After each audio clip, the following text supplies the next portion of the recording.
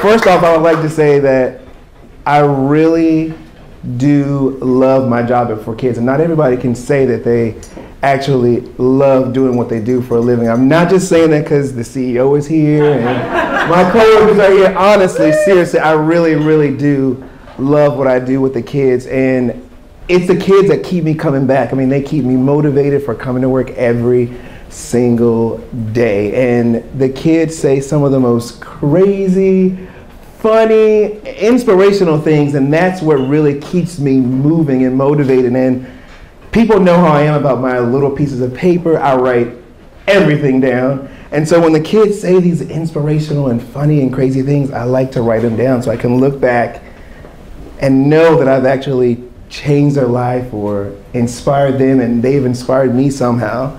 And one of my kids, Johnny, we were taking him to camp one summer, and Johnny and his mom had went through an ordeal. She had a bunch of medical issues and different things, and she did not want him to go to camp because it was just him and her. And he was the one that was helping her get through, and she helped him get through, and she was not having it. So after a little bit of encouragement and talking to her, and Johnny begging and not begging, she allowed him to go to camp. And so we get in the van and we're driving to camp, which all of our kids go to, by the way. We get a bunch of scholarships for all different camps over the region so our kids can go to camp. And anyways, we get to camp and we're at the registration desk, and he looks at me and he's like, Mr. Rico, I want to go home. I do not want to go to camp. I don't want to be here. I gotta be honest, I was a little heated because we're at the registration desk, and I'm like, what? And so I get down there and I assess, and I get down there and I'm like, Johnny, you know, this is gonna be a good experience, and I'm encouraging him. And eventually, after 5 minutes, 10 minutes, he's like, okay, Mr. Rico, I'm gonna go.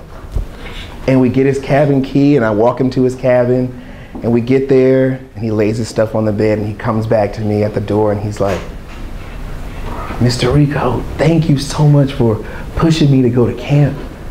You are my role model, and I want to be just like you when I grow up. What could I possibly say to that? Like, I'm looking at him as if he's my own child, like dead in his eyes, and I'm like, getting ready to, on the verge of tears, and I'm like, I just give him a hug, and he's laughing and he's smiling, and we wave goodbye and we walk down the road, and he's like, see ya. And that is what I love about my job, those moments where the kids just inspire you. You think you're giving everything, you're giving all you can to the kids, and they actually give things back to us, you know? And another one of my kids that Joe mentioned earlier, Sergio, I love Sergio. He came to ForKids, 10 years old. He was in the 2nd grade.